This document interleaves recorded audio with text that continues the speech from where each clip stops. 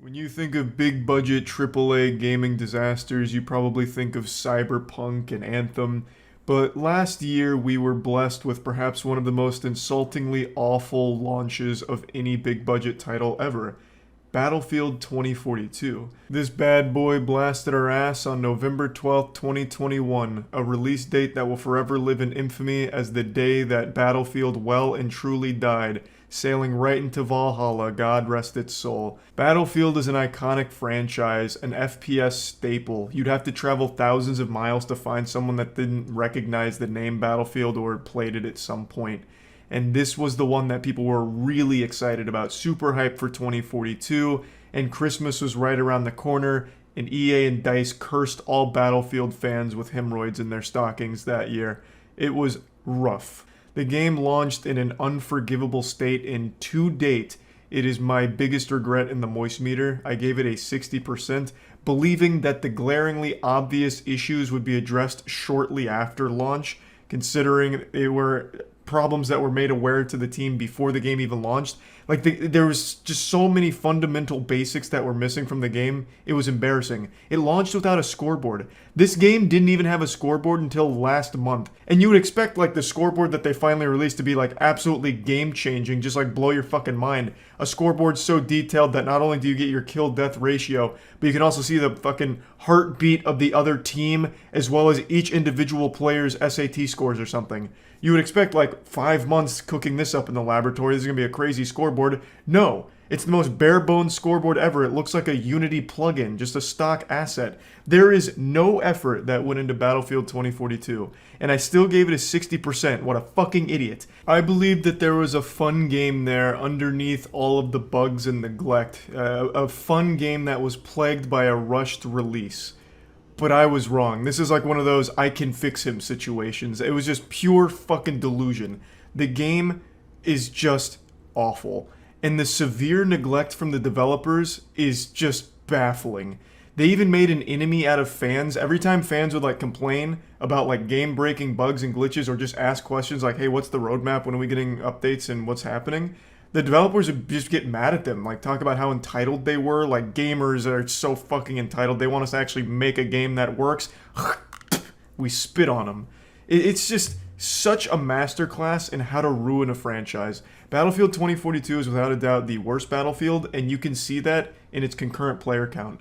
Battlefield 2042 is so fucking dead that when you check its Steam charts, it doesn't even register a heartbeat. This is just pure fucking flatline. Look at these numbers here. This is still a pretty new game.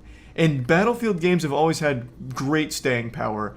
And to prove that, you can look at previous Battlefields. Battlefield 5 numbers absolutely dwarf Battlefield 2042's. Battlefield 5 has been out for years. This is an older game now. And it still has a much bigger community than 2042. And going back even further, Battlefield 1 still has more than triple the players that Battlefield 2042 gets. It's not even close. No one wants to play this fucking game. They're playing the older Battlefields.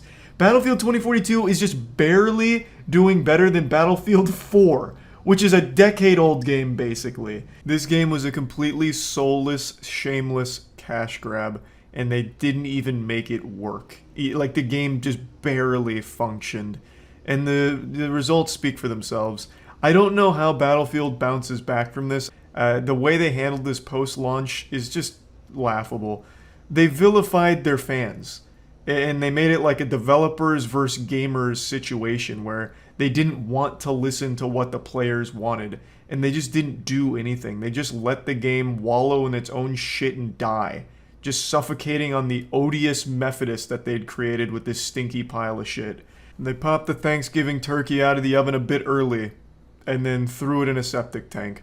Rest in peace, Battlefield. Now this brings me to the next game I'd like to talk about, Halo Infinite. I really enjoyed the gameplay for Halo Infinite. I still really like the gameplay for Halo Infinite, but the game is turbo dead. You can check the Steam charts here. There's not a whole lot of players active on the game right now. Now, I want to make it clear, I know Steam charts don't speak for everything, especially when it comes to Halo. There's definitely going to be a lot of console players, and for Battlefield as well, but it still does help paint the picture. You can at least get a feel for how live the service is because we have some numbers to work with. Halo Infinite is struggling, And it's not a secret as to why. It's because the game has no content. The game launched and everyone really liked it. They're like, wow, finally, Halo's getting its feet back. The gameplay's fun. Everyone was enjoying it. I was enjoying it. All my friends were. It was a great time. But after about a week or so, people realized, like, there's not a whole lot to do here. There's not a lot of maps. There's almost no game modes. There's ranked, which only goes up to Onyx, which isn't that hard to get. Like, a buddy of mine, Dankin, got Onyx in all 3 categories in the span of a week. Like, it's not a whole lot to strive for. There's not a whole lot to do. So after about a week, maybe 2 weeks for most players, you run out of content to do in Halo Infinite because it didn't launch with much. There really wasn't a whole ton there. And it's now been, I believe, 5 months, 4.5, 5 months. I don't remember the exact release date for Halo now, but it has nothing to show for it. It's in the exact same state that it was when it launched. Now, they did recently announce a cookbook for Halo, which is fantastic. That's what the community's been asking for, and I saw a lot of people on Twitter very excited about this new Halo cookbook coming out.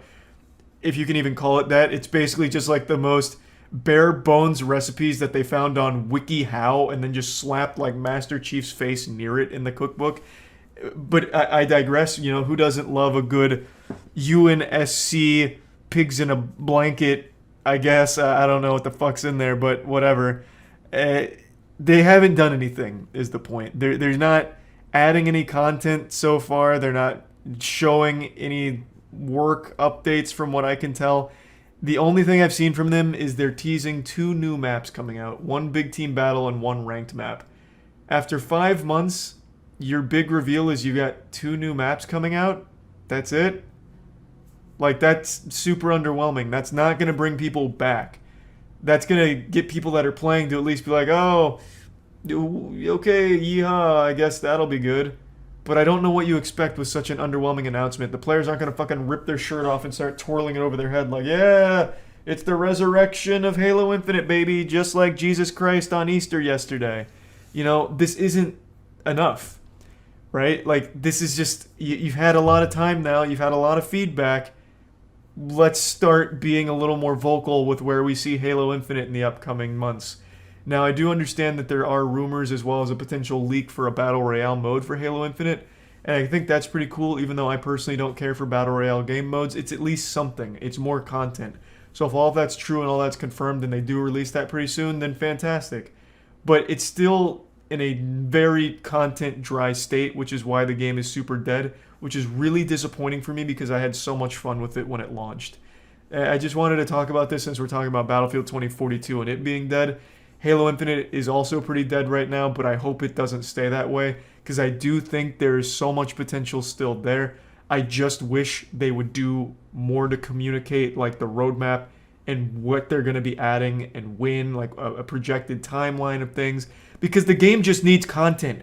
People want to play it, but there's no reason to right now. This fucking thing launched without co-op or Forge. Like, come on. So if you don't have a ton of multiplayer content, which is the only thing that really came out aside from the campaign, which you can blast through pretty quickly, then obviously players are going to start leaving it pretty quickly once they realize that, I just did everything there is to do in the goddamn game already. So I really hope it can start finding its footing because I think Halo Infinite is a fun game just in a really bad drought right now. So yeah, I just wanted to talk about these 2 games because I was thinking about them today. And yeah, that's really about it. So yeah. I've covered a lot of bad products on my channel over the years. I'm very fascinated by these horrible ideas that actually get made and then have a colossal failure. And I didn't know there were so many people that were like me who appreciated the fine art of an absolute abomination. So, when I learned about the Museum of Failure, I got a big smile on my face. The Museum of Failure is basically a showcase of some of the worst inventions that ever hit the market, and they've got some bangers on there. I recently learned about it on stream, so I'd like to show you some of it. Did you watch the Inside Edition on the Museum of Failure? No, that sounds like a cool museum, though. Museum of Failure pays tribute to failed products. Heinz Easy Squirt Funky Purple. That was not a failure. I had that. It was amazing. That was when ketchup tried to get real crazy. It went extreme, so you'd get different colors of ketchup. I used to eat some crinkle cut fries with some Easy Squirt funky purple. And it was amazing. I think everyone had some of the Easy Squirt. Imagine failing so spectacularly. It's rather violent. Oh, the Hawaii chair. Hey, this one's a classic. Anyone remember the Hawaii chair? That's the one that they used to play the As Seen on TV commercials for pretty often, where it's like, are you tired of just sitting down and not being able to get a good workout in? Well, fucking spin your ass in a circle on the Hawaii chair. It's gonna give you a six-pack abs, tighten your glutes, give you quads that you've always dreamed of. The Hawaii chair is backed by medical science to be one of the finest exercise equipment, and you can use it while working at home or working at the office.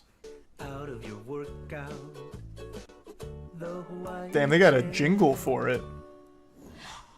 You know, Tamara, the Hawaii chair wasn't designed just for home. I mean, after all, for some of us, at least 40 hours of our week is spent sitting behind a desk at the office. Ah, cringe! Office work. This was huge. Let's get Are these really failed products? They aired this kind of shit all the time for the Hawaii chair. I assume this was another, like, shake weight. Like a financial success, but like a cultural failure. But the museum's organizer told CBS News she Oh! wants the exhibit to... That was an Essentially, awesome that mask. Failure can be... What was it? I don't think this... Was this the Rejuvenique? I don't think so. This was that horrifying mask. I made a video on this one a long time ago. It's like a fucking Jason Voorhees mask where it's supposed to like tighten the skin on your face. So you just like cremate yourself in there while it cooks the skin. Oh, it is the Rejuvenique. I wasn't sure if that's what it was called. I don't know if I didn't know if that box went to that piece of equipment or not. I thought it had a very different name. fear of failure hold us back from innovating, trying new things. I don't know half of these. Can you take me on a tour? So while the new Coke, purple ketchup, and... I am still super tired of this slander. There's no way that failed. Purple ketchup was fucking hype. I'm looking it up right now. Then if you just type in purple ketchup, you see a ton of people raving about it. And then you see one stupid dumb headline saying, what were they thinking the day ketchup crossed the line? Which is stupid. That's fucking dumb. There needs to be more line crossing. Purple ketchup sold more than 10 million bottles of green ketchup, pushing up total sales by 5.4% and helping the Pittsburgh company boost its shares of American ketchup market up to 59% from 55%. So maybe green was the more popular one? Initially, the brand was a huge success. The brand's marketing director reported that the first 3 months they sold the same amount of bottles they had expected to sell over the course of the entire year. From 2000 to 2003, the company sold over 25 million bottles of the condiment. However, like so many colorful fads, this one wore off as well, and the product was ultimately discontinued in 2006. Well, yeah, of course, it's not going to last forever. This is going to be a staple in like the fucking pantry of every household in America for decades to come. It was supposed to just be, you know, a fleeting fun thing. They say the star that burns brightest burns out quickest. And that's what Easy Squirt Funky Purple was like. The pen, designed specifically for women, weren't bestsellers. Didn't remember that, but this is something I talked to Tiana about. I don't remember if I mentioned this on stream. One time we needed tools because I don't remember what happened. I think my tools were all like old and fucked up. So Tiana ordered tools. They got here, and what she ordered was called Lady Tools. I shit you not. The brand is called Lady Tools, and I got offended for her. I was like, what the fuck do you mean, lady tools? We're talking hammers, drills. Like, why is it lady tools? It's just fucking tools in general. Why the fuck are we calling them lady tools? Like, I got upset. I was fucking mad. It's, like, so worthless. Like, what do you mean lady tools? Just fucking... It's a stupid gimmick. You're just selling normal tools. But then slapping lady on top of it, it hurts me. Like, you're insulting me. Were they pink? No, they were purple. So I guess that's the lady part because it was a effeminate color. It was light purple. There's no such thing as like a tool for a girl versus a guy. A hammer is a goddamn hammer. And a stove is a stove. That's what they say. And patties will be patties. In the wise words of SpongeBob. Are they purposely more fragile too? I don't know. I will say the drill fucking sucked ass though. That drill couldn't do anything. It had about as much torque as me just sticking a pencil in something and turning it myself. That drill was shit. But its screwdriver and its hammers and the other accessories it came with were fine. But that drill could not work at all. Not even a little bit. That was yeah, that's pretty insulting actually. Lady tools and they give it a drill that actually can't do shit. It's fucking worthless. Why'd she order that brand? I don't think she knew. I think she just typed in like a toolkit on Amazon. One of the sponsored things must have been Lady Tools. This is its screwdriver. This was in the room tour I did. That screwdriver that's on my shelf is a Lady Tool. So here's the purple. That's what makes it a Lady Tool. And it was a fine screwdriver. Like I built what I needed to with it. But it's such a stupid idea. Lady tools. And the rest of the toolkit's kind of similar to this. All of it was usable except the drill. The drill was an unforgivable sin that they sold. That's a scam. That's a lawsuit waiting to happen. Was it like 50% more too? I don't know. I didn't buy it. I would have never. That's just some real weird marketing garbage. But this whole thing with the pins for girls is very interesting. It seems like they tried that entire market for a while of like normal thing, but for girls, so it's purple and pink. What a fucking scam. They can still serve another purpose by encouraging others to embrace failure as part of. Fuck was that? It's just an ugly doll. What's the bad invention there? Unless it's supposed to represent something that I don't know. It's just a very ugly doll. Just a homeless begging doll. Oh. Oh, I see.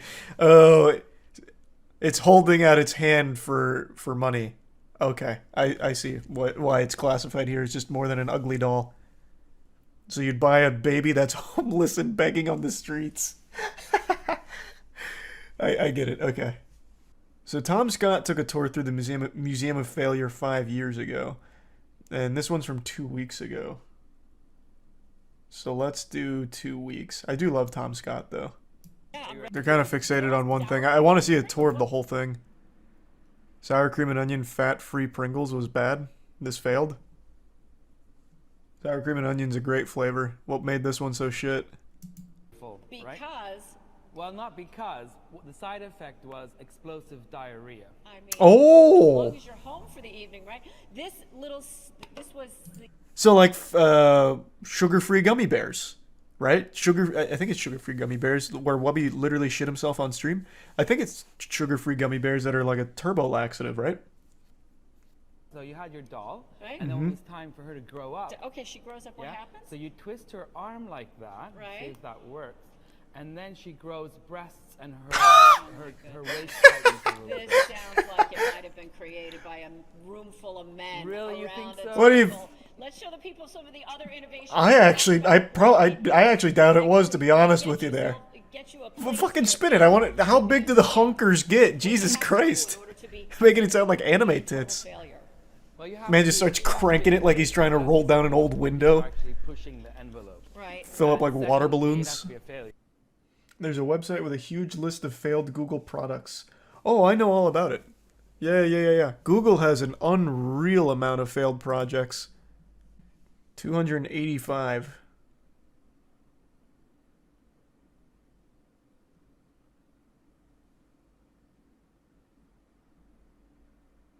Yep, Stadia is the newest one to add to the list. Rest in peace, Stadia. YouTube Originals. Oh yeah, YouTube Originals. Totally forgot about that. You know what's crazy? YouTube Originals died a long time ago, and apparently it lasted till 2022, and they didn't even make like a big statement. I don't remember them ever saying anything about it. They just let it like completely fade from the public eye and then I guess took it down quietly. Over the last year or so, I've been very hard on the metaverse. I've made multiple videos insulting it, pointing and laughing at it, calling it stupid and dumb, and just overall kind of bullying it, just putting its head in the toilet and flushing it. But the metaverse has persisted in the only way it can, with a very slight beating heart. It's kind of a failed project at this point. It's more or less a joke to everyone now. And it still keeps trying, even in the face of adversity. You know, it's saying sticks and stones might break my bones, but in the metaverse, nothing can hurt me, except massive financial loss, which they continue to take. Mark Zuckerberg today put his head down, went back on the grind, and released an update video on the metaverse with some shocking new developments. Something to get everyone excited. All 6 people in the metaverse. He announced that they'll finally have legs. I'm not kidding. That's their big groundbreaking announcement. The metaverse avatars now have legs. Something VR chats had for years. Hey, we're here together in Horizon, and this is the first time that we've done this at Connect. Did you see that, asshole? Mark Zuckerberg's coming in here with his trademark jeans in the metaverse. He's got legs. He's got his little stompers going on. This is groundbreaking. What an achievement. They're finally catching up to technology that's been around for fucking 8 years now. The only thing sadder than the metaverse is the ending to Marley and Me. What an absolute train wreck of a project.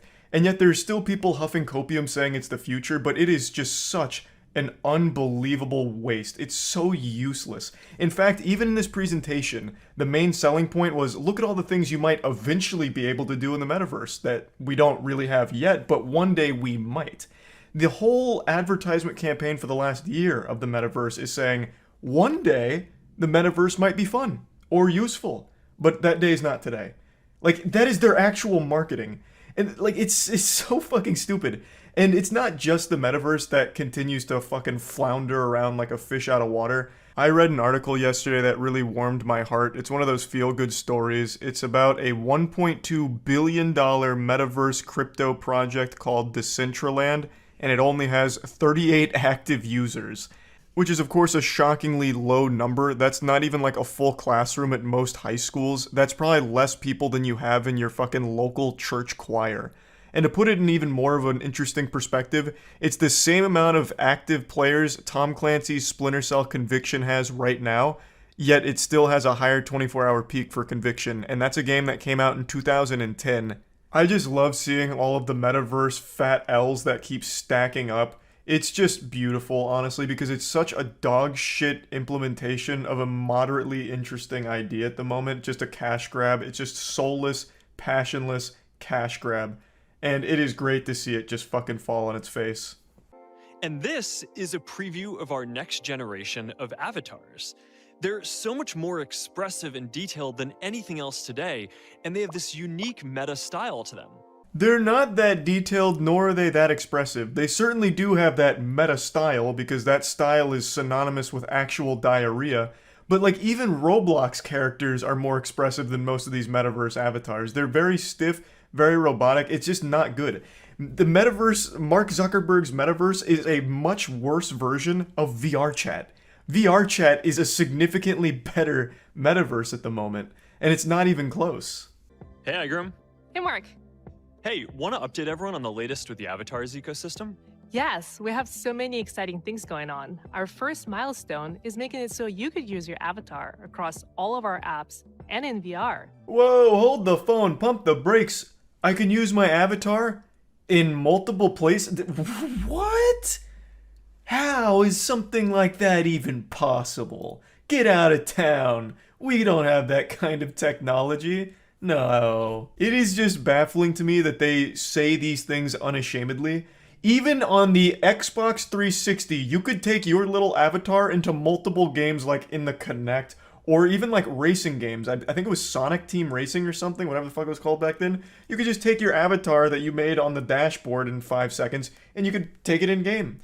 On the Switch, you can take your fucking Mii into the game in Smash Brothers, or they even had the Mii Universe in the old Wii. Like this is a concept that's been around for so many years, and the metaverse is just now getting this capability to take this avatar elsewhere. Like, I get this one's VR, so it's like a little more involved than just like an Xbox avatar. But even still, it's a basic feature I think most people would have expected. I had no idea the metaverse didn't already come with this. I didn't know that when you made an avatar in the metaverse, it was locked like in fucking purgatory on Horizon or whatever it's called. It was like exclusive to just that. I assumed that avatar would be able to be used worldwide across that platform. You know, you could take that avatar wherever. So after watching this presentation, the metaverse is even more useless than I thought it was. Already see avatars showing up in stickers, stories, comments, and more across Instagram, Facebook, Messenger, and in the future, WhatsApp. And we're working on bringing them more to life through animation and to more places like, for example, Reels. We want you to be able to use avatars anywhere you want to express yourself. Now, maybe this is just because I'm not the kind of person that would ever use this, but I truly feel like this is a completely worthless feature for 99% of human beings in this world. Being able to use your fucking metaverse avatar in Instagram Reels, why would anyone use that? If you want to take a picture saying missing California summer with like a selfie of you in bed, you'll just take a picture of you in bed. Why would you put on your VR headset, lay in bed, and then take a picture of your avatar? Or even if you don't have to go through all that effort, why would you still use an avatar to represent that story? I don't really see what the point would be. I mean, I can kind of understand it for text messages to like replace a Bitmoji with your avatar. I'm not the kind of person who's ever used a Bitmoji, but I guess for someone that does, maybe that has value. But I just can't see the vision or can't see a person that'd be pumping their fist like, yes, finally I can use my metaverse avatar instead of my own face. Like, it doesn't compute with me. Like, in any situation you'd use your avatar, why wouldn't you just use yourself, right? Unless, of course, you fully, like, bought into this and, like, you know, the flesh is gone and now it's just all machine. Like, Charles, you know, in the corporeal dimension is kaput. Now it's only Cyber Charles in the metaverse. So now all my shit's just like my avatar. I don't know if I'm making sense or if I sound like a raving lunatic on crazy pills, but I just don't see why you'd start fucking Fortnite default dancing in the metaverse as opposed to just doing that normally and posting it on your reel. You know, you're getting the same effect but with more work through the metaverse and it looks stupider. Yeah, we're working on this now and expect to launch it next year. And in virtual reality, there's already head and hand positions, so... I love the camera pans to the audience reception here who are still without legs. Mark Zuckerberg has still stolen their lower half like a rogue magician here. And all they can do is just throw confetti, just... And in fact, today we're announcing partnership with Zoom that will let you show up as your avatar on Zoom calls. Yeah, but why? Again, this might just be because it's a feature I would never ever use. But let's say I'm on a Zoom call and I don't feel like turning on my camera, which I imagine this is for people that don't want to turn their camera on but still want to be able to display emotions, I guess, like a fucking Five Nights at Freddy's animatronic with the metaverse avatar, but still. The idea is it's in between video on and video off, so you still get like an avatar, but you don't have your camera on. What the fuck is the point, though? Just don't turn your camera on. The people that are, like, let's say it's a job interview or something, and you're having a bad day. You know, like maybe you fell down while skateboarding and you cut up your face or something. You don't want to turn on the video. You know, turning on the avatar is not doing you any favors either. I'm sure the employer would be like, no, can you put away the cartoon, please? You know, this isn't Pixar. We want to see you. I just don't see a situation where you don't feel like turning on the video and you put the avatar there instead. Why not just keep the video off? It's not like the avatar really brings anything to the table or elevates the experience or makes it more human-like somehow. Just don't turn the video on in the first place. Like, that would be probably more respectful. You know, I think that'd be far more professional as well. As opposed to going into, like, a serious Zoom meeting or something, and you don't feel like turning the camera on, so now you got, like, this goofy little Snapchat filter here. You know, just keep the video off. I just don't see it. And again, it might be because I would never use it, or be in a situation where it would have any kind of practical use, but to me it just seems like another worthless thing. Yeah, so right now, a lot of developers are building their own avatar systems since the tools that you can import are pretty basic. But over the next year or two, as all these new tools and styles become available... I just wanted to quickly take that excerpt there because they've already said this multiple times for pretty much everything. Like, oh, we're expecting maybe about a year from now. We're expecting about a year. Oh, you know, right now the functionality and, you know, all of it's pretty basic, but, you know, over the next year or two as things become available and evolve, like everything is just, you know, in a year, perhaps. To me, that wouldn't inspire confidence. That just keeps, like, stalling. Like, oh, a year. Oh, okay, another year. Like, it's already been quite a while for the metaverse to be out here, and what it has is very lacking. So to keep pushing everything, like, a year or 2 years down the line, it's like, man, what the fuck am I supposed to be excited about? Legs. Legs! I know you've been waiting for this. I think everyone has been waiting for this. Pretty epic. You see Mark Zuckerberg stretch those puppies out? That was like a 55-inch vertical leap right there that Mark Zuckerberg did in his room. This guy is an athletic freak, a specimen to be studied for his raw athletic nature. But yeah, legs are now in the metaverse. Yeehaw. Yeah, so that's where we're going to bring legs to Horizon first, and we're going to keep bringing them to more and more experiences over time as we improve our technology stack. Oh yeah, also, they mention at the end, the legs are only going to Horizon right now. It's not even across all of the shit, I guess. So, you know, they said sometime, you know, at some point, the legs will make it to other shit in the metaverse, I suppose. But yeah, anyway, I just wanted to talk about this a little bit because it's just another metaverse L, and who doesn't love seeing those, right? That's about it. So yeah. I think it's safe to say everyone has those hero fantasies where you're the main character that defeats the villain and everyone's impressed and claps for you. You know, that kind of situation you imagine in your head where you're at a restaurant and then all of a sudden Cobra Commander fucking kicks down the door with a bazooka and he's taking hostages, but you go out of your way to disarm Cobra Commander and beat his ass. You know, those kind of hero fantasies I think we've all imagined at some point in our life. But very rarely do you see someone that actually acts upon them and becomes the hero. So please allow me to introduce you to the newest Avenger, Captain Babyman. This is a real-life superhero, and he's just like you and me, just a normal guy, but he has a baby. And he's not afraid to bring that baby into any fight he tries to start. Record it. Let's call the police. I'll call the police. Dude. I'm gonna call them right now. Do it. Identify yourself. It doesn't matter. Please identify yourself. Marvel's really going a new direction with their characters, proving that it's okay for men to cry over nothing. So this is a really confusing video for me because the guy here is really upset about a guy who's at a building visiting a friend. He keeps asking for identification as if this is the bouncer of this apartment complex, which I guess it could be, but if that is the case, they need to fire him and hire somewhere else because this is just not a good bang for your buck here. You are not getting a good deal on your security staff if this guy's the front man here. It's really weird that he's just immediately crying and shaking and calling the police just because someone arrived that he didn't recognize. I guess this apartment complex, everyone's family. Like, it's Dominic Toretto's apartment complex. Everyone knows everyone. They kiss each other on the mouth every morning or something. So when the stranger shows up, fucking go into DEFCON alert and start panicking. But I just don't understand why he's taking it to such an extreme. And if he really does feel like this stranger is that dangerous, why does he have his baby there? He's willingly putting his baby in harm's way. Because in his head right now, he's on the battlefield. Like, he's in a war zone right now, and he's the only thing keeping the peace. And he brought his baby to it for some reason. If he really felt this way, he should have done the responsible thing as a father and left since he has his baby. You can please identify yourself. I don't have to identify. Yes, you do, because if you're stepping into this building, you absolutely have to. You're not the gatekeeper of this building. I live here. It doesn't matter. I'm here visiting. Then you identify yourself. No, they call the police. Like, this is really weird. Please leave. Please stand outside. I'm not going to. Please stand outside of the door. door. I don't have to. You are in my way. I have to wonder if this man and his baby swapped brains, like if there's some kind of science experiment, because the baby's using this man like it's a goddamn Megazord in Power Rangers. He's just up there chilling, like controlling him via his hair.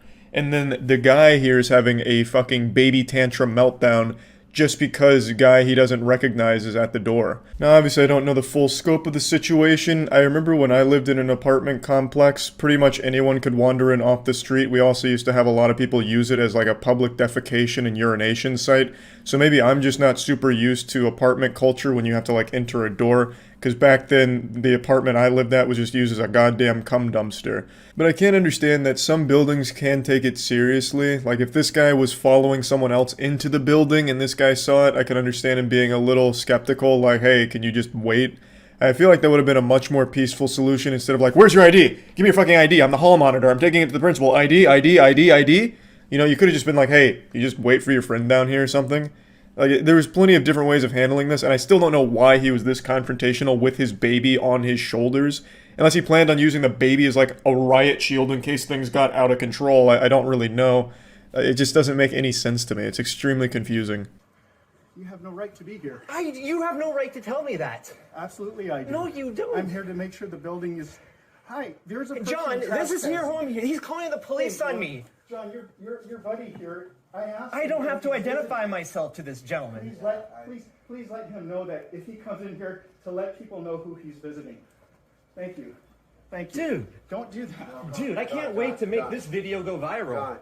Yeah, that's John. Now this is where the video gets really fucking trippy. This is where it goes like full Christopher Nolan with its plot. So the guy that he is there to visit comes downstairs and he says, "Hey John." So he addresses him as John. We establish that this character's name is John. So after Boss Baby recognizes that the person he's here to visit actually exists, he lets him in. He's like, "Don't do that again, suck a dick, fuck you, I was real tough." And then he goes over to his friend, who is named John, we are led to believe, since he was called John. And then he just keeps saying, "John, John, John, John," which means one of two things. Either John was under some kind of mind control brainwashing thing, and him hearing his name is fucking stun-locked him, so he starts repeating it, "John, John, John," and he's starting to unlock all of the memories of his life and remember who he is.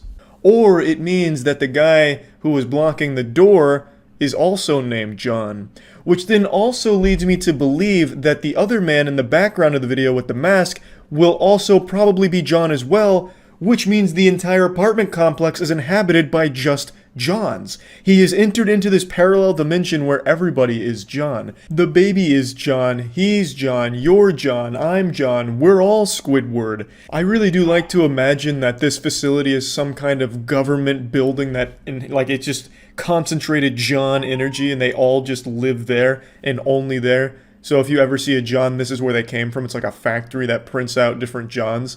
But yeah, I mean, anyway, I'm getting a little too deep now. I just wanted to share this video because I found it to be an extremely interesting one, mainly because of the big John twist at the end. So yeah, I don't think if you're going to be a hero, at least don't do it with your baby on your back. You know, like, that seems irresponsible. Also, maybe just be a bit calmer about it instead of immediately trying to call the police because there's a guy you don't recognize there. I wonder if he does this when like a UPS delivery guy comes in, or like Amazon Prime sometimes just has people in their car show up, so when he has an Amazon Prime delivery, he just fucking freaks out, like goes wild, starts chasing the car around on all four like a dog, asking for their ID. You know, there's certainly a better way to have handled this, I think. But anyway, that's about it. See ya. A little over a year ago, Disney overdosed on skooma, and their delusion really went off the rails when they finally launched their Star Wars Hotel experience. This was a prime receptacle for spitballs and tomatoes. Boos heard around the world because it was laughably overpriced and extremely confusing on what you were even paying for in the first place. It was initially announced like way back in 2017, and it was supposed to carry a price tag of $6,000 for a 2-night stay, but it could go as low as $4,000 as well. It's called the Star Wars Galactic Star Cruiser, and it's supposed to be a fully immersive Star Wars experience for superfans to spend 2 nights in this like underground bunker hotel facility that's supposed to be like a murder mystery song and dance with all kinds of Star Wars characters, as well as a hotel, as well as fine dining. It basically just takes a ton of different things, threw it at a dartboard and said, okay, it's going in the Star Wars Galactic Star Cruiser, we're going to charge a fucking outrageous price. At $4,000 or $6,000 for 2 nights, I would expect to have a room on a legitimate fucking spaceship. With that amount of money, those rooms better be coming with that titty alien that Mark Hamill milks in the movie. Like, that is a crazy price tag. $1,200 per person per night? My god. You'd need to be like fucking Scrooge McDuck to be able to afford that, or the biggest Star Wars fan in the world who's willing to just dump everything into a 2-night experience. But what's crazy is it looks miserable to stay in. Here's the rooms. Here's one of the 100 cabin rooms. It's basically like a little prison. Like, your children get these small pods in the wall. The bed looks rather small. Like, this is not what you would expect for this amount of money. You go to the goddamn Star Wars gulag. It's so startling. There's no windows. Like, keep in mind, there's no windows in these rooms. All you get is these little screens supposed to look like you're out in space, but it looks really dated. It doesn't seem like they put a whole lot of effort into that, but I haven't been, so maybe it's cooler in person.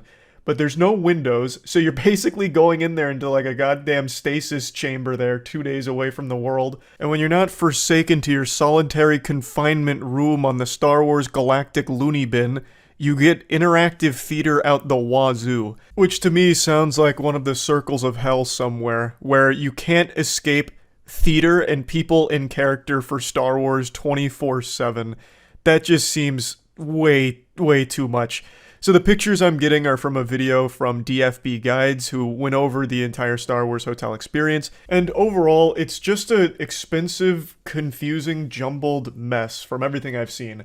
And this opened only a little over a year ago, and it's already closing. This was a complete disaster for Disney, I imagine. Of course, I'm not their fucking accountant. I can't flip through their books here and double check. But I just can't imagine at that price point, as well as how awful their marketing had been for it, that it was financially successful for them. They're writing it off as like a business decision that they've decided to close it so shortly after launch, but that doesn't make any sense. That just sounds like a bad business decision if it was doing well. It's 100 cabins, clearly a very expensive endeavor, and they're already giving up after a year. When this shit launched, it had terrible publicity. Like, they made these marketing pitches that gave people no insight into what they were paying for. So people already started kind of wiping their ass with the whole idea of even staying there or considering it. It turned everyone off immediately, and it's never recovered. Now, it's worth mentioning, among the people that have paid a visit to this facility, the majority of them are saying that they enjoyed it and that it was worth the cost. I don't know if that's genuine or if it's some level of brainwashing where they paid so much money that they convinced themselves that they had to enjoy it, thus they did.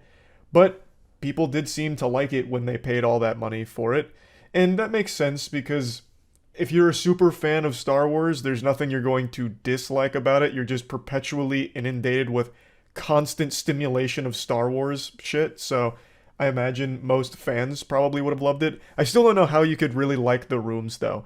Even in all the videos I've seen and all the people that visit the rooms, they are super small for how much you're paying. You are not getting, like, a luxury cabin. It's very much like a summer camp, like band camp fucking cabin here. I'm still a bit baffled by the decision to have the guests stay in these tight, windowless quarters. Like, that sounds miserable. Why that? Like, what's the next Star Wars hotel gonna be? Pay $10,000 and we'll freeze you in carbonite like Han Solo? Like, this is not a comfortable, stay. Which I think is just ridiculous for how much you're paying to be there. And where you sleep in a hotel, I would argue, is the most important thing about a hotel.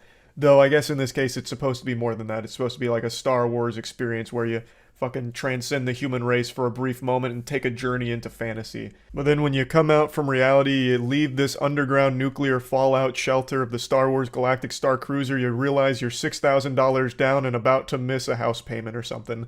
I still can't get over just how expensive this fucking place is. Or was. The final voyage is coming up in September, so it's on its way out, but still.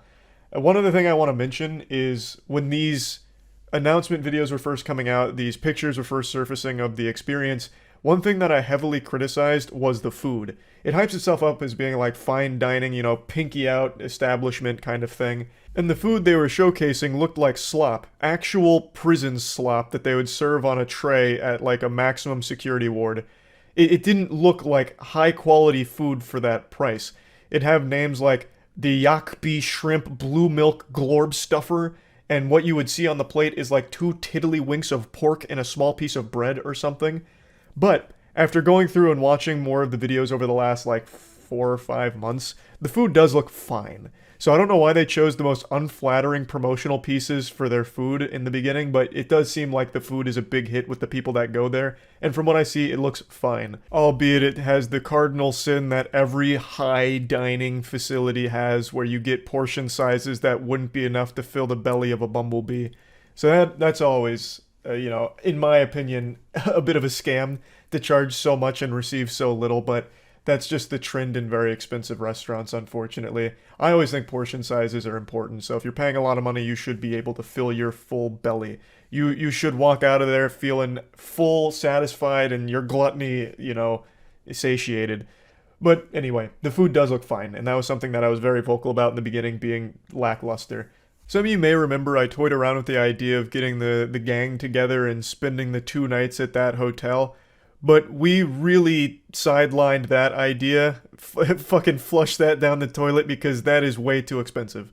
So I don't think we're ever going to do that. That's not worth the amount of money for the sake of like basically a joke or just to experience something awful. Like none of us are huge Star Wars fans. Like I like Star Wars, I couldn't stand the new trilogy, but overall I love the Star Wars universe, especially everything with the Old Republic. This has nothing to do with that, so this wouldn't even be in my favorite era of Star Wars. And none of my friends are big Star Wars fanatics either, so it's not like we'd get anything out of this other than like not having fun and trying to make a joke out of it, which is not worth fucking $6,000. So I don't think that's happening. I want to go ahead and clear that up. We're not going even before it closes. It's not worth it.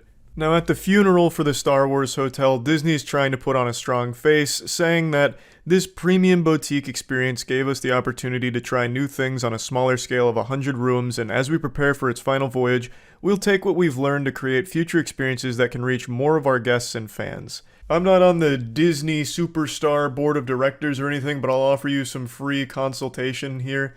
Lower the price. No one is paying $1,200 per person per night. That's a crazy ask. You could have saved yourself a huge headache if you just made this more accessible financially for most people.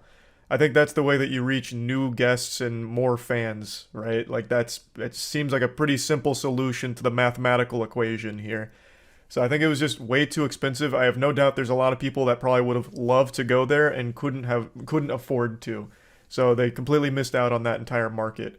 Now, like I said, they are trying to treat it like a learning experience, and I have no doubt they fucking learned a lot from this. They invested a ton into the project, a lot of time and a lot of money, and they're kind of eating shit on it, it seems. So, yeah, that's really about it. See ya. There is no company on the planet that deserves its failure more than Ubisoft. Just take a peek at their stock price right now, and it'll tell you a beautiful story about a company that's so out of touch that now it is going through a catastrophic collapse where its shares are worth less than shoelaces. I've blabbered on, ranting about Poopysoft till the cows came home, so I'm not here to just do that again. Instead, I want to focus on their most recent blunder, where they just released another NFT game in 2024. 2,024 years after the death of Jesus, they have released 2 NFT games, 3 years after the death of NFTs. This is their second rodeo here, releasing NFT games this year. They've released 2 NFT games in a month of each other. That's like releasing Madam Web twice this year, except these are flopping even harder and even more embarrassing. Their previous one was called Champion Tactics, fucking Goober Chronicles or something. But the only thing Ubisoft champions, the only tactic they're championing, is putting fart from my butt onto the blockchain. I don't know who's actually the head honcho at Ubisoft, but whoever their leader is objectively the stupidest person on the planet. If you walked into the office of the Ubisoft CEO, you would be walking into the domain of the world's dumbest man. I keep using the word baffling, but it actually is just mind-boggling how this company can be this bad at the one thing they're supposed to be doing, making games. They're allergic to making good games, and at this point, they're just downright allergic to making games. They're pushing NFT slop shovelware now. So they already did the Champion Tactics, and now they have a new NFT game featuring one of their most beloved IP, Rayman, except it's not really a Rayman game, it's an NFT game. It's just a full-blown NFT game called Captain Laserhawk. You see, Ubisoft released another NFT game, Captain Laserhawk the Game. Nope. They released another NFT game? Oh, God! No way the game plays like that, right? This has to just be the recording. Oh, jeepers! Well, I mean, it's Ubisoft. It really might play like this. This is a Ubisoft game. You said this is an NFT game? Let me see. How is it? I mean, it looks like an NFT game, but what do they do? Captain Laserhawk the Game from Ubisoft. I have to buy my ID card. Complete your pre-admission and reveal your ID card, your key to play Captain Laserhawk the Game. Citizenship Service. Owning one of the 10,000 IDs will transform you into a Niji, a brave warrior of Eden. You'll have the power to shape the future of this world and chance to earn exclusive rewards of great value reserved for your rank. It's unbelievable. It's actually unbelievable. 2 NFT games from Ubisoft this year. Within the last month. That's amazing. I know there's only 10,000 IDs. We need to act quick. They're flying off the shelf. How much is the ID? Good question. Here, the December 11th, the Niji Warrior IDs were minted. 3 days ago, early access. Then we have public. It's a transmedia gaming adventure where the community drives the narrative through innovative governance. How innovative. And if the game runs like this video, you are actually paying to play a game at 3 FPS. What a joke. Hold on, I have to see another video. Maybe it really is just that.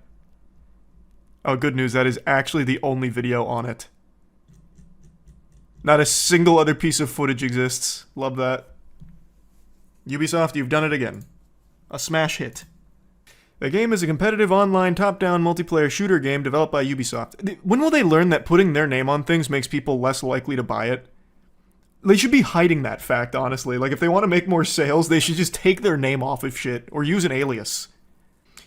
Eden Online is the layer which gives power to the community when it comes to decision-making for the game updates each season. Eligibility to play the game in early access will be reflected by ownership of a Citizen ID card. Eden Online has a limited capacity of 10,000 seats for citizenship. The game beta will be available at the end of... Yeah, we're past that, I already know that. I'm curious, what do the delusional NFT Twitter community members think? They weren't super thrilled about the last Ubisoft stinker. Still nothing positive yet. There's only a few posts about it, too. The only post that has any real traction is from IGN saying Ubisoft has secretly launched a new game that features Rayman through its powered NFTs and blockchain in the year 2024. Not even the NFT people that actually buy fucking popsicle sticks as long as they're minted on the blockchain is biting on this one. You've done it again, Ubisoft. Click your buy ID card to see prices. Alright, let me see. Oh man, these all seem so reasonable.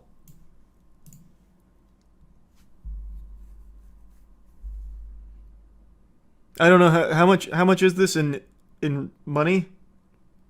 Someone convert the Ethereum for me. It's 18 to 19 USD. Okay. So it's an $18 to $19 early access NFT game. I don't see how that can fail. I can't believe more people aren't biting. Especially for some of the rare globulins. I already forgot what they call these stupid fucking things. Eden elitists? Jesus, did anyone buy a single one? It looks like all 10,000 ID cards are still here. Oh my god. Look at the top, it says 3,000 owners. Oh yeah, 3.2k owners. Wonder how many of that's held by a development team. Ubisoft's innovation is crazy. It is. Captain Laserhawk is actually a cool show. It has Rayman doing cocaine and eating sushi off of a naked cowgirl's ass. What? What do you mean? The cocaine I can almost understand for Rayman, but what do you mean naked cowgirl's ass?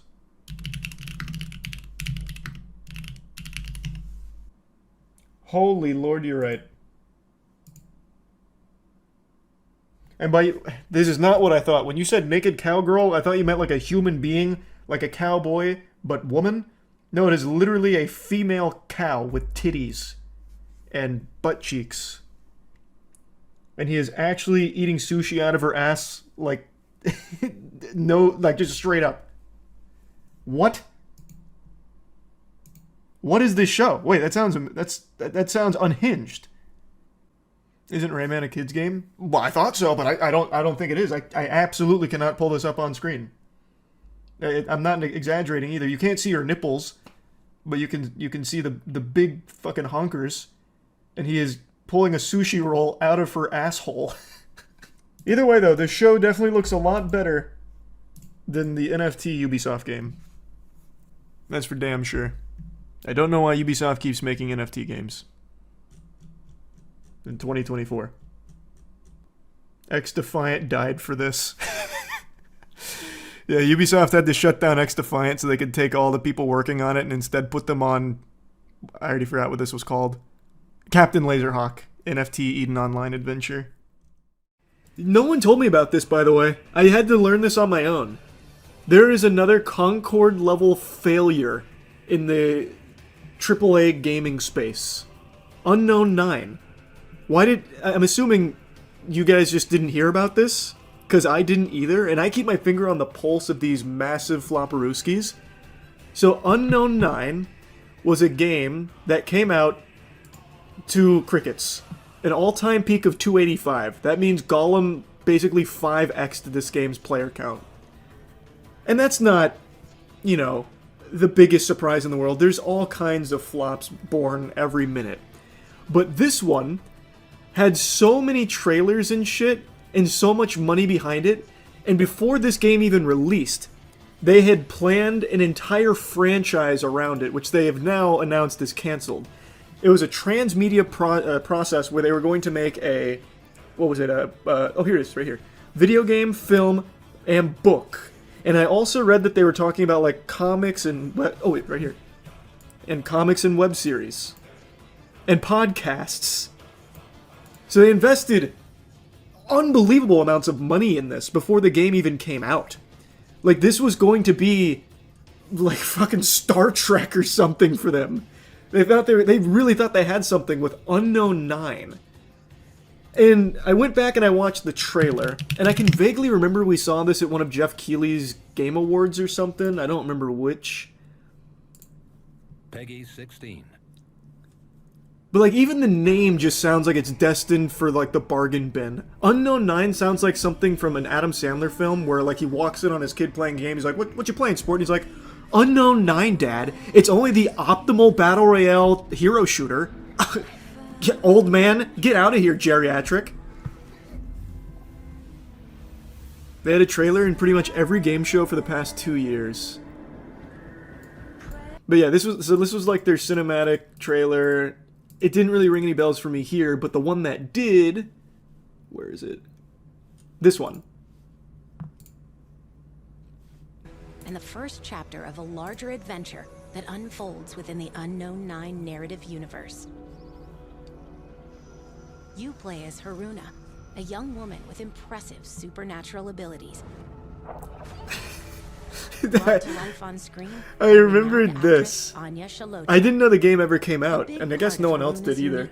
Comes from her attunement to the Fold. Realize that they are the only ones who can stop them from meddling with forces that should better be left untouched.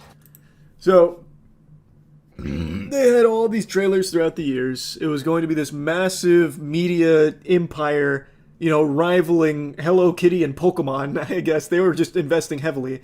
Game came out. I didn't even know it came out. We didn't even touch it on like a bad game night or anything. It's apparently fucking terrible. We need to get that door open. I'd wager there's a switch. You know what it reminds me of before I let the gameplay continue? Do you guys remember, I think it was like 10 years ago now, they had that like Indiana Jones style bad game that had a lot of hype around it and it was a big flop. I can't remember anything else about it. No, not Forspoken, older than that. It was like an Uncharted kind of game, but done on like $50 a budget. Was it Unearthed? I don't know, it might have been Unearthed. I thought it had a longer name than that. I thought it was something like Clive Doofenheim's Exploration to the Center of the World or something, but let me see Unearthed. Yep, it is Unearthed. Trail of Ibn Battuta, that's what it was. Fuck. It reminds me of this game.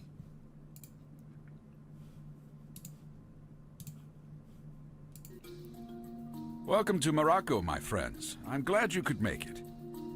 The adventure of one of the world's greatest explorers. Of course I see the Chainsaw Man movie. Ibn Juzay wrote an account of Ibn and I did not Battuta's see that, adventures Bray. in a book called Al-Rila. Was passed to us through generations. The book Man, I need to replay Unearthed Trail of Ibn Battuta. But yeah, this was episode 1 of what was supposed to be like this long-spanning epic. But it's very clear this game was made off of, you know, a pretty small budget.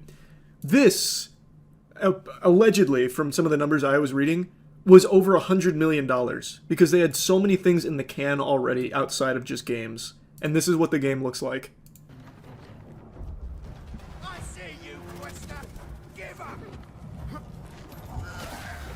Find that crate! She's there! She just It's crazy just how out of touch gaming companies can be these days.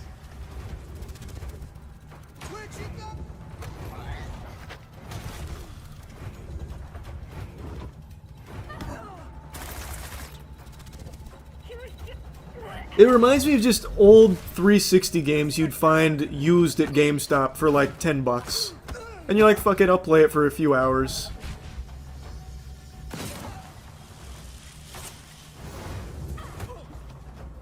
What was it? Also, I didn't look at the reviews. I want to see what IGN gave this game. It only took 10 minutes of playing Unknown 9 Awakening for me to feel a keen sense of deja vu, taking out enemies in small And a keen smell of dog shit, because this game is trash. Story of personal growth, might also just Watch them give it an 8. This.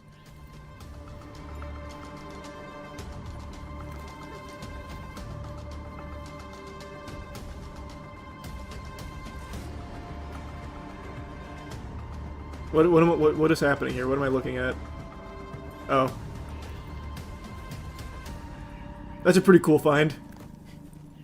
An infinite Dormammu loop. Unknown 9 Awakening, the wholly underwhelming adventure. Nice. So yep, apparently this whole franchise cost tons and tons of money. I had an unbelievable amount of faith in it, and it is now canned. Because it only ever had 285 players. Which is absolutely incredible. So, I will definitely be playing this after the World Championship. So, after this weekend, I'll probably start playing it on Monday, like next Monday. We're going to give it a whirl. Before they take it off Steam, inevitably. It looks like it was a new studio founded by a guy who was a writer on 3 Assassin's Creed games. That just sounds so par for the course. Let's see. Actually, let me finish reading the rest of this article. I haven't seen this article. I was looking at other ones. I just love this statement. Posted on LinkedIn, informed the community the studio would not be greenlighting any further projects related to the Unknown 9 development. What community? You had 285 people. You could have gotten them in a Discord call.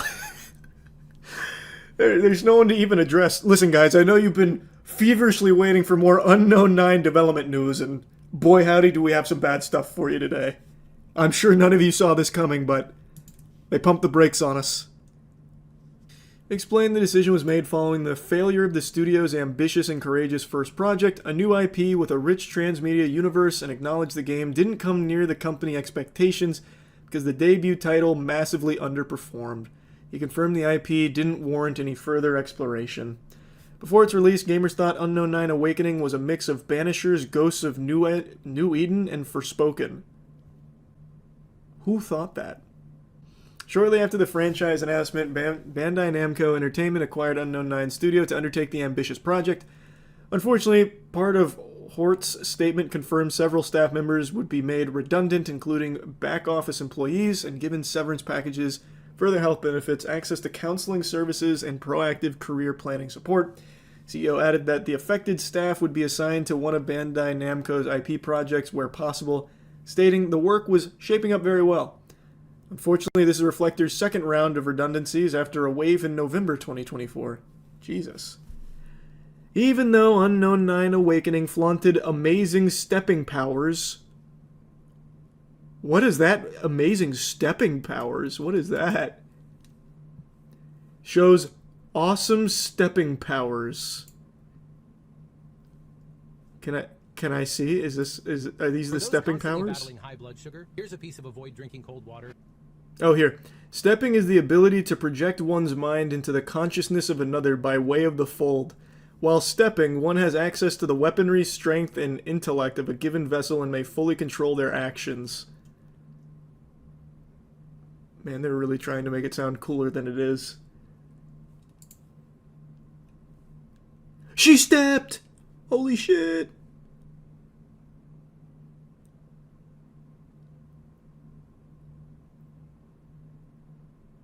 Didn't you play this game on Steam one time? I did not. I've never played this game. I will, though, because I want to be able to experience before it's lost media. Did YouTube streaming fail? I'm using past tense because according to a lot of people, it's already buried 6 feet under. There's been a lot of YouTube exclusive streamers over the last month or so that have announced that they're moving back to Twitch or that they're going to be multi-streaming now that their YouTube contracts are up. So the perception is that every YouTube streamer is basically just in purgatory, scratching at their neck, waiting to get back to Twitch. And it kind of has the same reputation Mixer did a long time ago, God rest its soul, where people that were previously on Twitch took a bag from YouTube, had a little paid vacation for a year or two, and then go back to Twitch eventually. And as a former full-time streamer on both platforms, I feel like I'm John Constantine, walking the line between worlds here. And I feel like I just have oodles of insight on this subject. Now, since I've entered my senile years, I have elected to go part-time, so you can hang that jersey in the rafters, or if you're a tier 3 sub on Twitch, you can go ahead and downgrade that puppy or just stop it altogether, because at this point it's kind of like the GameStop trade-in of value. You're not getting a whole lot of bang for your buck with how little I've been streaming recently. I did stream all weekend for the Apex Major in Germany. We were watch partying our squad. Absolutely fucking clapping cheeks out there. Just posted a video on that as well if you'd rather just watch like the condensed version. So it's a topic I really want to explore. And it turns out Ludwig already beat me to it, that rascal. So I kind of want to just go through his video and drop some more tiddlywinks of information about all of it. Have you been noticing this trend where people who are signed to YouTube live streaming contracts, the day their contract ends, switch right back to Twitch or start multi-streaming? Yeah, that's a phenomenon that's more common than the cold. You would be hard-pressed to find any Twitch streamers that switched to YouTube streaming and haven't already switched back over the last year or so to Twitch, or at the very least started multi-streaming on Twitch and YouTube. There are less of them than there is hair on my chest, and look at what we're working with here. Everyone seemingly that switched to YouTube streaming, either through YouTube contracts or through Twitch's fumbling over the last couple of years with like some policy changes as well as like some platform direction that people were upset with, have over the last year or so switched back. Because Twitch started to find their footing again with some of the changes and changing things around, like reverting a couple of things, as well as YouTube no longer doing streaming contracts. So it seems like everyone's flooding back to Twitch the second they can. YouTube and YouTube Live not changing isn't because they move slow. It's because YouTube Live isn't a priority for YouTube. But your friends that went to YouTube are all coming back, Sushi. Yes. Yeah. Dan Clancy, cool as a cucumber here. I'm actually shocked he didn't have a cigar in his mouth delivering this little speech. Like, he's basically just dancing on the grave of YouTube's reputation in the public eye. There was a time when everyone, myself included, thought YouTube was going to be a real threat to Twitch's market share. Because Twitch has had the streaming ecosystem in a titty twister for years. They've had the nipple clamps on those honkers. And YouTube started to get a lot of momentum with streamers that were native to Twitch switching to YouTube even without a contract. But it seems most streamers grew tired of YouTube doing absolutely nothing besides letting the streaming element of their site wither, fester, and die. So pretty much all of them have switched back to Twitch at this point, except for the ones that are still under contract or banned from Twitch. But there was a moment where it really did seem like YouTube was encroaching on Twitch's stranglehold on the industry. And at the height of this, Dan Clancy was interviewed asking, are they panicking? Are they worried about Twitch users switching to rival platforms? Is Twitch going to do anything to keep users and streamers on their site? It was also public knowledge at this time that Twitch had completely stopped doing contracts for even their biggest streamers. They just put the kibosh on contracts entirely. And Dan Clancy just said nope. In fact, he encouraged everyone to try alternatives. Like, if they want to stream on YouTube and Kick, go for it. Go hog wild. He said that he believed that all of them would be back to Twitch because he believed in the platform being the best that streaming had to offer. And it seems like his bet has paid off so far. Like Luigi, he won without having to do anything. It seems most streamers that went to other platforms are all starting to flock back to Twitch. You know, when Myth ended his YouTube contract, I believe he took a break. He stopped streaming on YouTube. Lily, the moment her contract ended, switched back over to Twitch. Dr. Lupo, when his contract ended, started multi-streaming.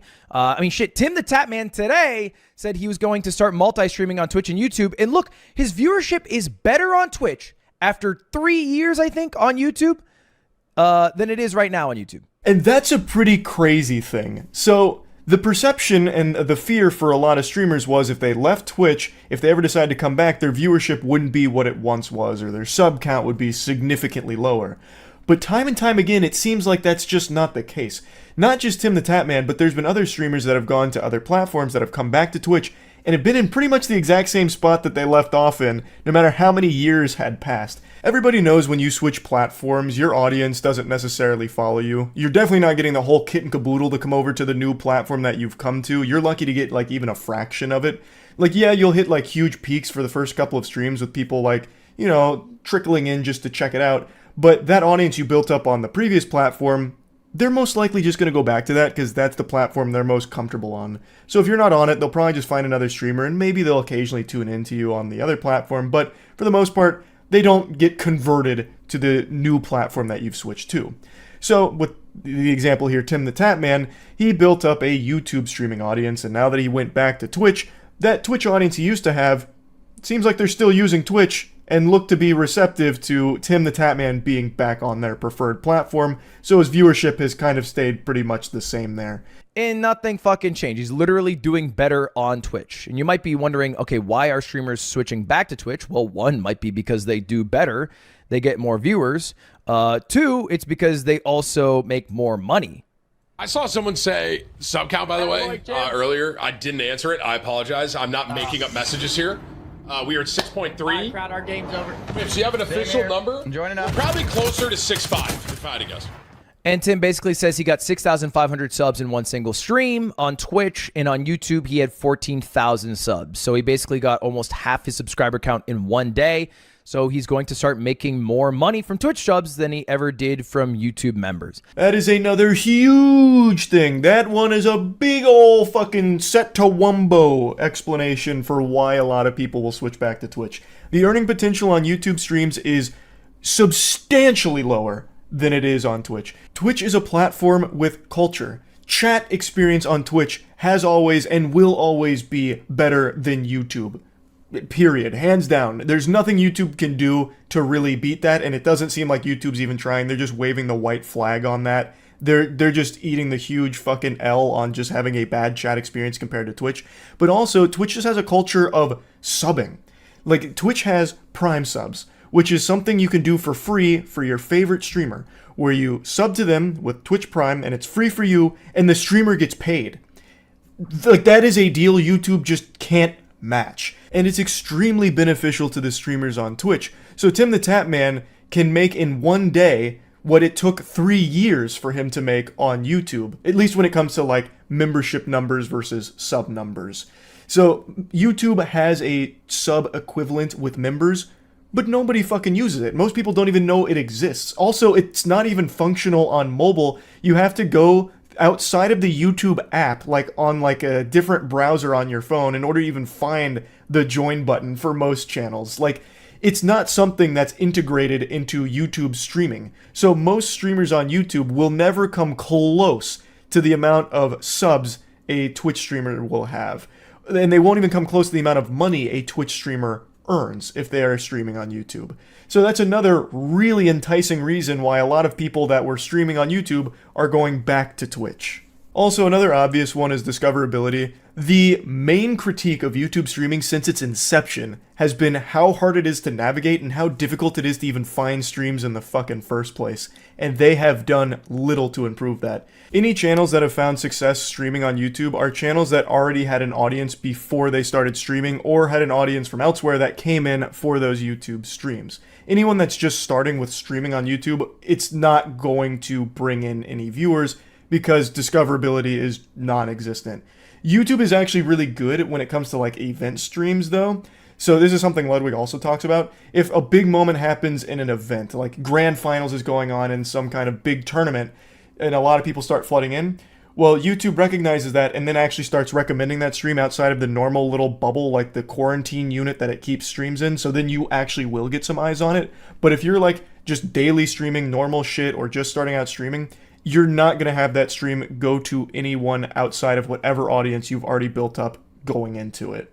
You have better odds of writing your YouTube handle on a paper airplane and throwing it out of your window and hoping a neighbor sees it and checks it out than you do just streaming on YouTube and relying on them to push it. It doesn't happen. Whereas on Twitch, even though there are so many streamers to compete with in every category, your odds of being seen are higher. Your potential to have some viewers trickle in is just higher on Twitch.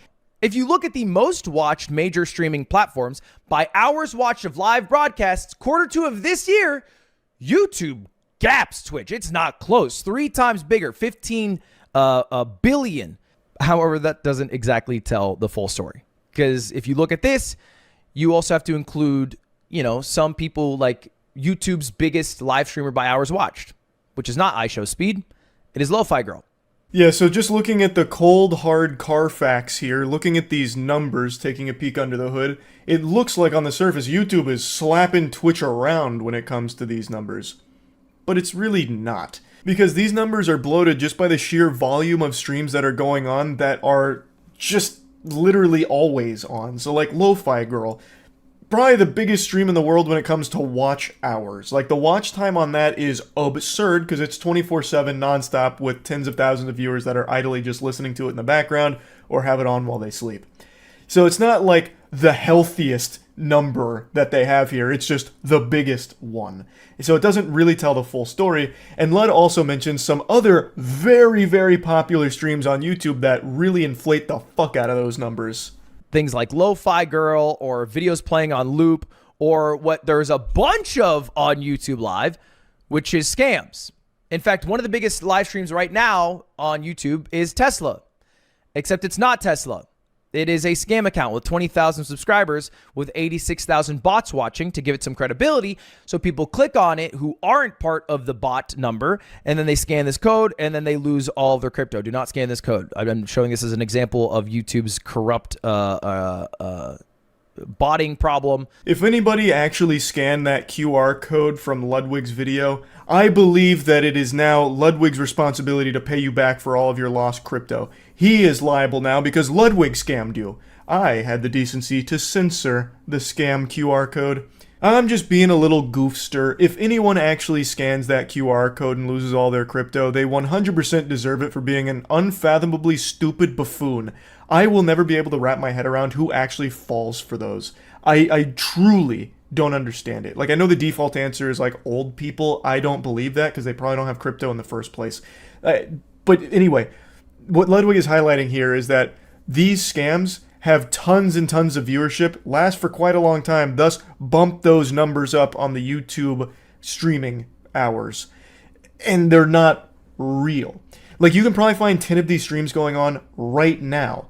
Like, that also tells me the scam must be pretty successful. There must be some people falling for it. I don't know how, you absolute imbeciles, but there's tons of them happening all the time, inflating those numbers, and YouTube doesn't do anything about it, it doesn't seem. Like actual streamers, actual people who are streaming video games. Well, then the contest becomes a lot more fair. And there's still a lot of huge streamers. I mean, look, Steak right now is live with 41,000 viewers. That is massive. That is a huge stream. When you look at the actual streams going on with real sentient human beings behind them, the number gets a lot lower than you would expect given the huge number that you can see in the data. Especially when you look at gaming in particular, the number there is lower than Twitch. Twitch is beating them like my meat in that department. So if I were to rephrase the question, is YouTube live streaming a failure? In America? In English-speaking countries? Kind of. Yeah, maybe a little bit. They're not doing as well as people thought they would. Across the world? Fuck no. They're doing amazing. They are crushing. And you know this is true if you watch VTubers. VTubers crush on YouTube, man. All of Asia seems to prefer YouTube for a live streaming platform, and it makes sense. And this is something I've been saying for a while as well. Internationally, YouTube streaming is huge, but in America, it's definitely second fiddle to Twitch.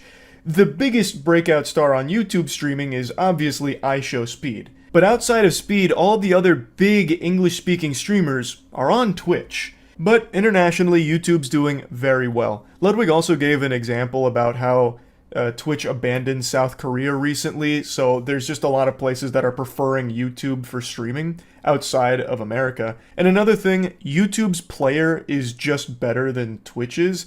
You can rewind the stream if you want to, the bitrate is higher, the streams look better. So if you're someone that just likes to kick back and watch a stream and not really interact at all, YouTube's player is going to be very enticing and probably going to be the preferred platform for you. But a lot of people who watch streaming because they like the interactive element of it. And that's where Twitch destroys YouTube. It has an entire culture to its chat. So a lot of people, well, I'm not even gonna say a lot of people, everybody prefers the Twitch chat experience. Like, there's very few people that like the YouTube chat experience because there really isn't one.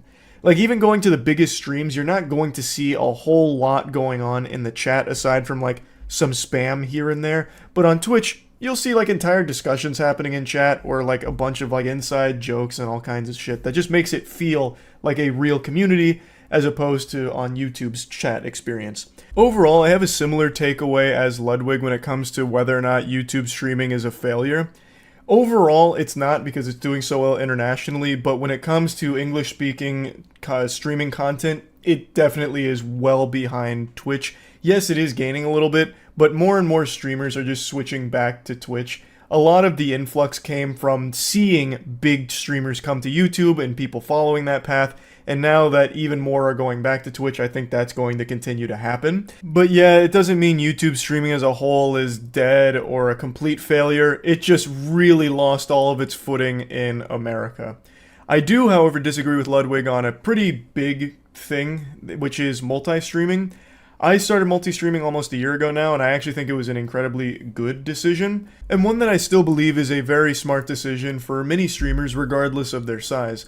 Ludwig believes that multi-streaming isn't great because it makes your viewers spread out. So it basically splinters them between two platforms, which makes it very difficult to reach the consistently high highs of some of like the top streamers on Twitch. By being married to one platform in particular, you can cultivate that audience and grow it there so that way you're at the top of those categories consistently, like on Twitch or something, so you'll keep getting new viewers and reach insane peak viewership because as more people find you, more people talk about you, and it just keeps feeding that fire, as opposed to having a lower number on that platform because some of the viewers are watching you on a different platform, so then not as many people are seeing it and talking about it.